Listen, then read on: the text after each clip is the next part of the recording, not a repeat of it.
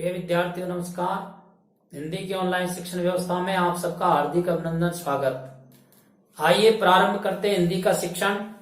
आज के हमारे हिंदी का शिक्षण है कक्षा 8 पाठ 5 चिट्ठियों की दुनिया। इस पाठ के शब्दार्थ और पाठ का सार ये हम पहले पढ़ चुके हैं और इससे पहले वाले वीडियो में हमने इस पाठ से संबंधित एक व्याख्या को भी समझा है। यद्यपि पाठ में से कई व्याख्याएं हो सकती हैं, 1 2 3 4 व्याख्याएं हो सकती है, लेकिन एक उदाहरण के रूप में आपके सामने व्याख्या रखी थी। व्याख्या के 4 चरण आपको समझाए गए थे कि प्रारंभ में गद्य या पद्य जो दिया गया है उसकी पंक्तियों को स्पष्ट करना, उसके बाद में उसका प्रसंग लिखना, प्रसंग के बाद में व्याख्या लिखना और व्याख्या के बाद में विशेष लिखना। इस प्रकार से व्याख्या के कुछ बिंदु आपको यहाँ समझाए गए थे। अब आज का जो हमारा प्रकरण है वह प्रकरण है पाठ 5 के प्रश्न उत्तर। तो आज हम जो समझेंगे वो समझेंगे पाठ 5 प्रश्न उत्तर।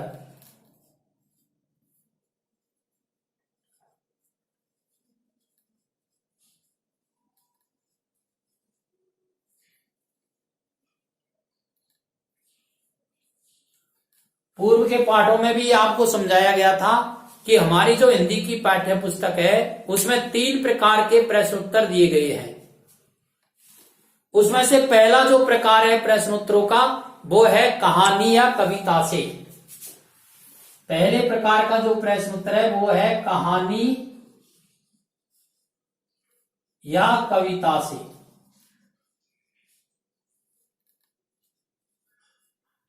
और दूसरे प्रकार के जो प्रश्न होते हैं वो है कहानी या कविता से आगे के।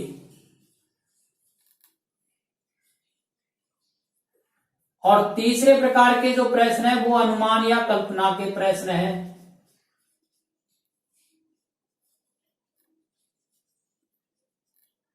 और एक प्रकार इन्होंने और दिया है वो है भाषा की बात।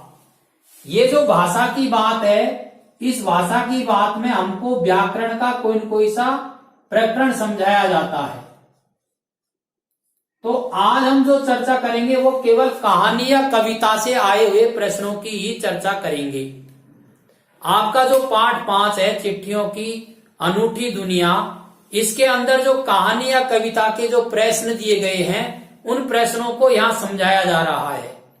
यद्यपि प्रश्नों के उत्तर लिखवाए नहीं जाएंगे, आप सुनकर के उनको स्पष्ट कर सकते हैं कि कैसे प्रश्न का उत्तर क्या देना है।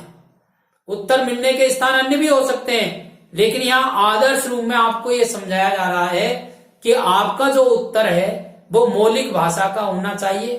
आपका उत्तर अपना उत्तर होना चाहिए। कई बार विद्यार्थी कहीं न कहीं से उसको रट करके अपना उत्तर लिखता है और सोचता है कि मेरा उत्तर बिल्कुल सही है। रटा हुआ उत्तर सही नहीं होता है, वो आपका उत्तर नहीं है, वो किसी पासबुक का उत्तर है, इसलिए उसके पूरे अंक आपको मिलेंगे भी नहीं और आप पूरे अंक लेने के हकदार भी नहीं है, क्योंकि वो उत्तर आपका है ही नहीं है। वो उत्तर तो आपने कहीं न कहीं से रटा है, रट करके आपने उसको लिखा है, इसलिए उस पूरे उत्तर के पूरे अंक लेने के आप हकदार नहीं है। इसलिए मैं आपको यह समझाना चाह रहा हूं, किसी भी प्रश्न का उत्तर आप यदि लिखते हैं तो उत्तर आपका होना चाहिए। शब्द पुस्तक के हो सकते हैं, लेकिन शब्दों का क्रमबद्धता या शब्दों को जो लिखने का प्रकार है या शब्दावली जो है वो आपकी अपनी होनी चाहिए। तो यहां कुछ प्रश्न आपको समझाए जा रहे हैं। पहला जो प्रश्न इसमें आया है कविता से या कहानी से या पाठ से जो प्रश्न दिया गया है वह है पत्र जैसा संतोष फोन या SMS का संदेश क्यों नहीं दे सकते। अब पहले तो आप प्रश्न को समझिए। प्रश्न क्या है? पत्र जैसा संतोष फोन या SMS का संदेश क्यों नहीं दे सकता। अर्थात पत्र के द्वारा जो संतोष मिलता है, आत्म संतुष्टि मिलती है, वह SMS या फोन के द्वारा क्यों नहीं मिल सकती। अब उनको यही बात क्लियर करनी है, तो इसका उत्तर आप लिखना यहां से प्रारंभ करिए। पत्र के द्वारा जो आत्म संतुष्टि या संतोष मिलता है वह फोन या एसएमएस के द्वारा नहीं मिल सकता। इसके प्रमुख कारण इस प्रकार से हैं। अब इसको 3-4 बिंदुओं में लिखिए आप, जिससे जांचने वाले को सुविधा रहेगी। तो पहला बिंदु क्या हो सकता है? प्रारंभ से सुनिए उत्तर को आप। पत्र जैसी आत्मसंतुष्टि या पत्र जैसा संतोष फोन या एसएमएस के द्वारा नहीं मिल सकता। इसके प्रमुख कारण इस प्रकार से हैं। पहला कारण, फोन या एसएमएस के द्वारा बड़े या विस्तार से बात को नहीं समझाया जा सकता है, जबकि पत्र के द्वारा अपनी बात को विस्तार से समझाई जा सकती है। दूसरा कारण, फोन या एसएमएस के द्वारा प्रमुख या महत्वपूर्ण शब्दों का चयन नहीं किया जा सकता, जबकि पत्र के द्वारा साहित्यिक भाषा में लिखने वाला अपने भावों को पूरी तरह से स्पष्ट कर सकता है। और तीसरा कारण,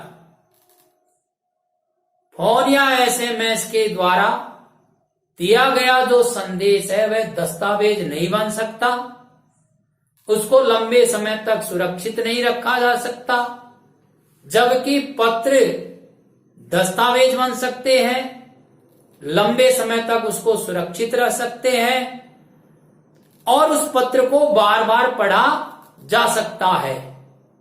अतः अंत में लिखना है, अतः हम कह सकते हैं कि जो संतोष पत्रों के द्वारा मिलता है वह संतोष फोन या एसएमएस के द्वारा नहीं मिल सकता। यह आपके पहले प्रश्न का उत्तर हो गया। अब प्रश्न क्रमांक 2 समझिए।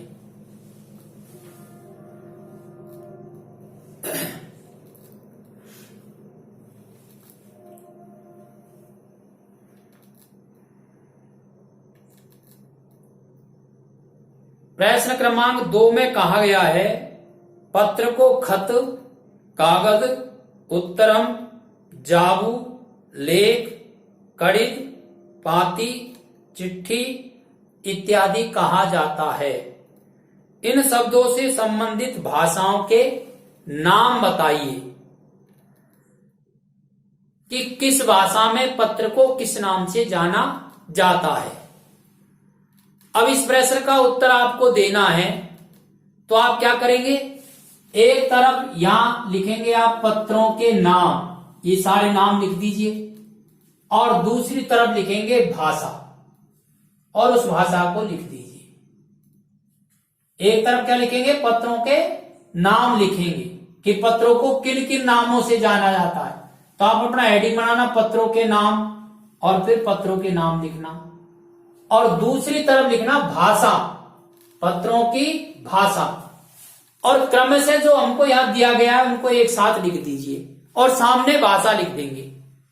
तो पहला इसमें दिया है खत, तो खत कौन सी भाषा में कहते हैं, उर्दू में। दूसरा दिया है कागज, तो कागज किस भाषा में कहते हैं, कन्नड़ में। तीसरा दिया है इसमें उत्तरम, जाबू या लेख, तो उत्तरम, जाबू या लेख ये तीनों नाम तेलुगु भाषा के हैं। और इसके बाद में इसने दिया है कड़ित, कड़ित जो है वो तमिल भाषा का है। और पाती या चिट्ठी ये हिंदी भाषा का है। और एक और रह गया इसमें पत्र, ये संस्कृत भाषा का है। वापस से समझ लीजिए आप, खत बराबर उर्दू, कागज बराबर कन्नड़, उत्तरम, जाबू या लेख बराबर तेलुगु, और कड़ित बराबर तमिल, पाती या चिट्ठी बराबर हिंदी, और पत्र बराबर संस्कृत। इस तरह से एक तरफ पत्र का नाम और दूसरी तरफ उसकी भाषा हम लिख सकते हैं। तीसरा जो प्रश्न इसमें दिया है, पत्र लेखन की कला के विकास के लिए क्या क्या प्रयास हुए हैं, लिखिए। इस प्रश्न का उत्तर देने के लिए आप अपना उत्तर यहां से प्रारंभ करें। पहला क्या है, स्कूली पाठ्यक्रमों में पत्र लेखन का विषय शामिल किया गया है।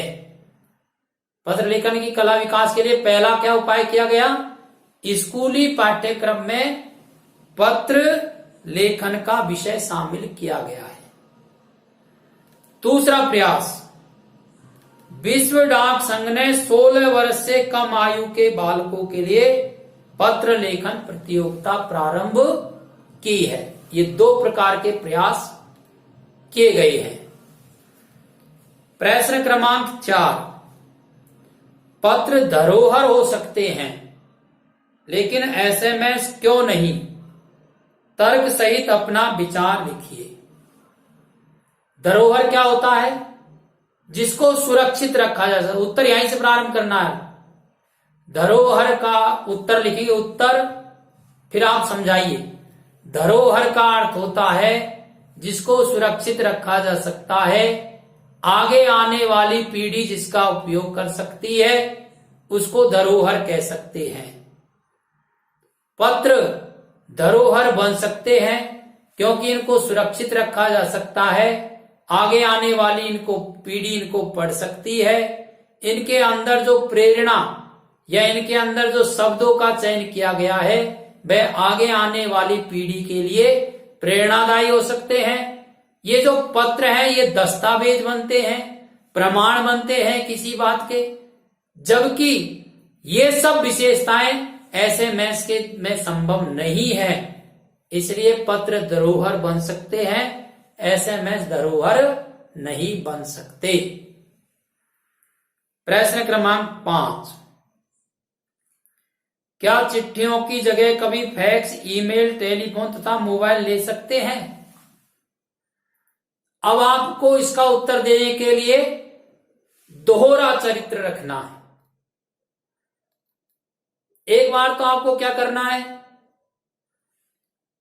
फैक्स, ईमेल और टेलीफोन इसकी विशेषता को समझाना है, लेकिन अंत में अपनी बात रखनी है। तो इसका उत्तर हम यहां से प्रारंभ करेंगे। फैक्स, ईमेल और टेलीफोन ये समाचार, ये संचार के प्रमुख साधन हो सकते हैं।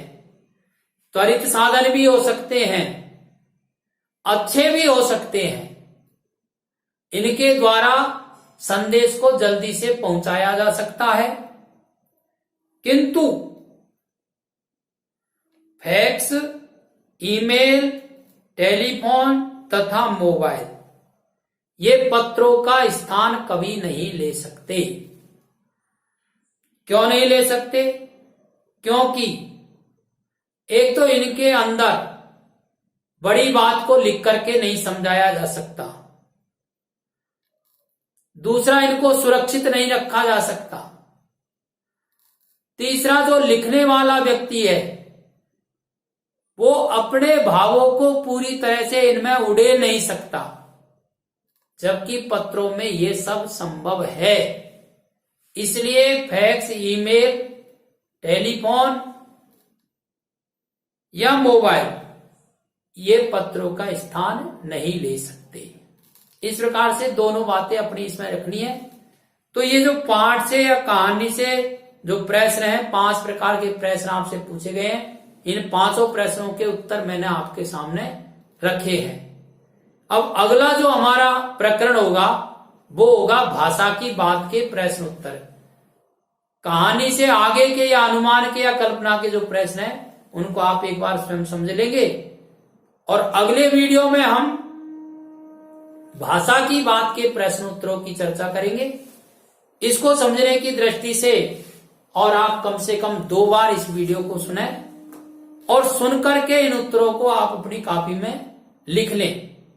धन्यवाद।